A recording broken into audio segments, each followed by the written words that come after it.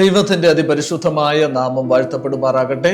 അനുഗ്രഹമേറിയ ഒരു ദിവസം കൂടി കാണുവാൻ സ്വർഗത്തിലെ ദൈവം നമ്മെ ഇടയാക്കിയിരിക്കുന്ന വലിയ കൃപകൾക്കായി നമുക്ക് ദൈവത്തെ സ്തുതിക്കാം. അപ്രകാരം ഈ ദിവസത്തിലും നമുക്ക് ദൈവത്തിന്റെ മാറ്റമില്ലാത്ത വചനങ്ങളെ ചിന്തിച്ചുകൊണ്ട് ധ്യാനിച്ചുകൊണ്ട് ഈ പ്രഭാതം ആരംഭിക്കാം. ഈ പ്രഭാതത്തിൽ ധ്യാനത്തിനായി നൽകിയിരിക്കുന്നതായിട്ടുള്ള ഭാഗം വിവേക ബുദ്ധിക്കും ശക്തിക്കും വേണ്ടി പ്രാർത്ഥിക്കുക എന്നുള്ളതാണ്. നൽകിയിരിക്കുന്ന വേദവാക്യം സങ്കീർത്തനം 42 1-2 വാക്യങ്ങൾ. മാൻ നീർത്തോടിലേക്ക് ചെല്ലുവാൻ കാക്ഷിക്കുന്നത് പോലെ ദൈവമേ, എൻ്റെ ആത്മാവ് നിന്നോട് ചേരുവാൻ കാക്ഷിക്കുന്നു. എൻ്റെ ആത്മാവ് ദൈവത്തിനായി, ജീവനുള്ള ദൈവത്തിനായി തന്നെ ദാഹിക്കുന്നു. നമ്മൾ പെന്തക്കോസ്തിന്റെ അനുഭവത്തെ കുറിച്ച് ചിന്തിക്കുമ്പോൾ നമുക്കെല്ലാവർക്കും അറിയാം, അപ്പോസ്തല പ്രവൃത്തികളുടെ പുസ്തകത്തില് കർത്താവ് യേശുക്രിസ്തു സ്വർഗാരോഹണം ചെയ്തതിന് ശേഷമുള്ള 50-ാമത്തെ ദിവസം പെന്തക്കോസ്ത് നാളില് പത്രോസ് അപ്പോസ്തലൻ ജനങ്ങളോട് ദൈവത്തിന്റെ വചനം സംസാരിച്ചു കൊണ്ടിരിക്കുമ്പോൾ 3000-ഓളം പേര് സ്നാനമേറ്റ് ദൈവസഭയോട് ചേർന്നു എന്ന് തിരുവചനം രേഖപ്പെടുത്തുന്നു.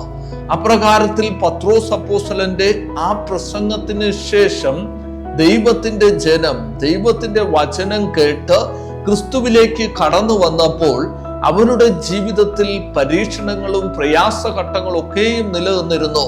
ഇന്ന് നമ്മൾ അനുഭവിക്കുന്നത് പോലുള്ളതായിട്ടുള്ള ഒരു അനുഭവത്തിലൂടെയാണ് അവർ കടന്നുപോയത്. എങ്കിൽ തന്നെയും അവര് ഉയരത്തിൽ നിന്നുള്ള അനുഗ്രഹത്തിന് വേണ്ടി, ദൈവിക കടാക്ഷത്തിന് വേണ്ടി, പരിശുദ്ധാത്മാവിന്റെ ശക്തിക്ക് വേണ്ടി അവർ ശക്തിയോടെ പ്രാർത്ഥിച്ചു പോന്നിരുന്നു എന്ന് തിരുവചനം രേഖപ്പെടുത്തുന്നു. ചിന്തിച്ചു നോക്കുക, അന്ത്യനാളുകളിൽ ജീവിക്കുന്ന നാം ദൈവത്തോട് എത്ര അധികം പ്രാർത്ഥിക്കേണ്ടിയിരിക്കുന്നു എന്ന് ആദിമ സഭയിലെ അംഗങ്ങൾ നമ്മെ പഠിപ്പിക്കുകയാണ്. അവര് ശക്തിയോടെ ദൈവത്തിന്റെ മുമ്പാകെ പ്രാർത്ഥിച്ചതായിട്ടുള്ള വേളയില് ഉയരത്തിൽ നിന്നുള്ള പരിശുദ്ധാത്മ അഭിഷേകം അവർക്ക് ലഭിച്ചു.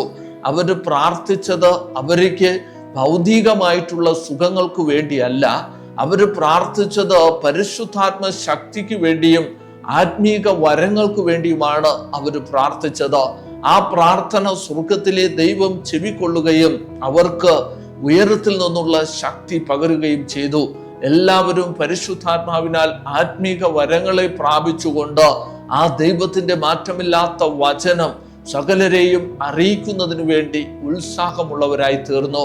അവർക്ക് ലഭിച്ചതായിട്ടുള്ള കഴിവുകൾക്കനുസരിച്ച്, പരിശുദ്ധാത്മ ശക്തിക്കനുസരിച്ച് അവര് ലോകമെമ്പാടും രാജ്യത്തിന്റെ സുവിശേഷം അറിയിച്ചു എന്ന് കാണുവാൻ സാധിക്കും.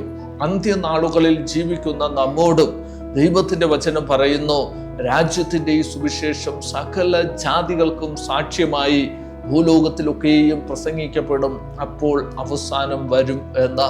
അപ്പോൾ അതിനു മുന്നോടിയായിട്ട് ഈ ലോകത്ത് നടക്കുന്ന സംഭവ വികാസങ്ങളൊക്കെയും ഈറ്റുനോവിന്റെ ആരംഭമാണ്. എന്നാൽ രാജ്യത്തിന്റെ സുവിശേഷമാണ് ഈ ലോകത്തിന്റെ അവസാനം വരുത്തുന്നതായിട്ടുള്ള ഒരു കാര്യം.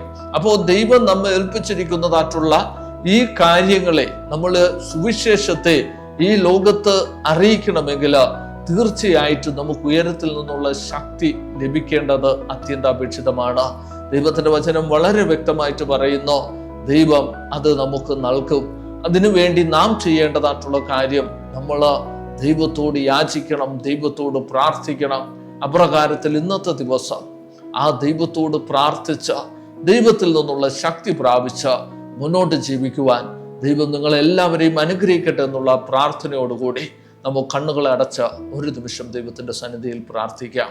സ്നേഹവാനും പരിശുദ്ധനുമായിരിക്കുന്ന അടിയുടെ വാഴ്ത്തപ്പെട്ട സ്വർഗീയ നല്ല പിതാവാം ദൈവമേ, അനുഗ്രഹമേറിയ ഈ ദിവസത്തിനായി നന്ദിയോടെ സ്തുതിക്കുന്ന അടിയങ്ങൾ കർത്താവെ, ഒത്തൊരുമയോടുകൂടി അങ്ങയുടെ ആത്മാവിന് വേണ്ടി പ്രാർത്ഥിക്കുവാൻ, പരിശുദ്ധാത്മ അഭിഷേകത്തിന് വേണ്ടി, ഉയരത്തിൽ നിന്നുള്ള ജ്ഞാനവും ബലവും ശക്തിയും ലഭിക്കുന്നതിന് വേണ്ടി പ്രാർത്ഥിക്കുവാൻ എൻ്റെ ദൈവം അടിയങ്ങളെയൊക്കെയും ശക്തിപ്പെടുത്തി ബലപ്പെടുത്തി അനുഗ്രഹിക്കണമെന്ന് അടിയക്കായി കാൽവരിയിൽ മരിച്ചുയർത്തുന്നേക്കും ജീവിക്കുന്ന യേശുവിൻ നാമത്തിൽ തന്നെ ആമേൻ.